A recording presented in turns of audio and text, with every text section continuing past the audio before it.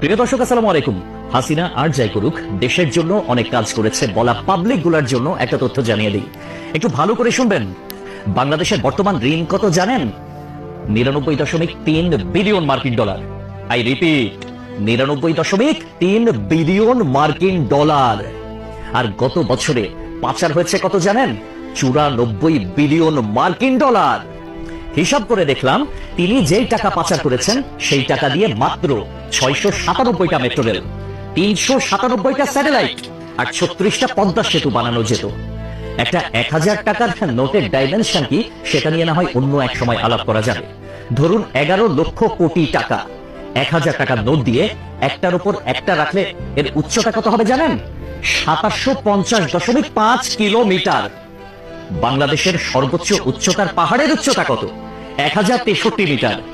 এক লেয়ারে সাজালে এই টাকা জায়গা করে নেয় কত? 124.76 বর্গ কিলোমিটার।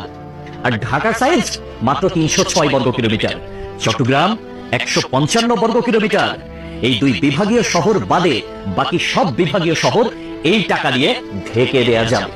পাশাপাশি যদি বসান তাহলে লেন্থ হবে কত জানেন?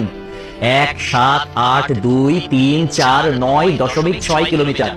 এক কথায় আমি সংখ্যাটা বলতে পারলাম না, আপনারা একটু ক্যালকুলেটরে হিসেব করে নেবেন, মানে ক্যালকুলেটরে ধরবে বলে মনে হয় না। পৃথিবীর পরিধি কত? 40,000 কিলোমিটার। এই টাকা পাশাপাশি বসিয়ে পৃথিবীর পুরোটা 44.5 বার রাউন্ড দেয়া যাবে, মানে ঘোরা যাবে। কেউ যদি হাসিনার উন্নতির হিসাব দিতে আসে, তাহলে তাকে হাতে কলমে এই হিসাবটা বুঝিয়ে দেওয়া আপনার, আমার, আমাদের সকলের দায়িত্ব। তাহলে বোঝেন ব্যাপারখানা।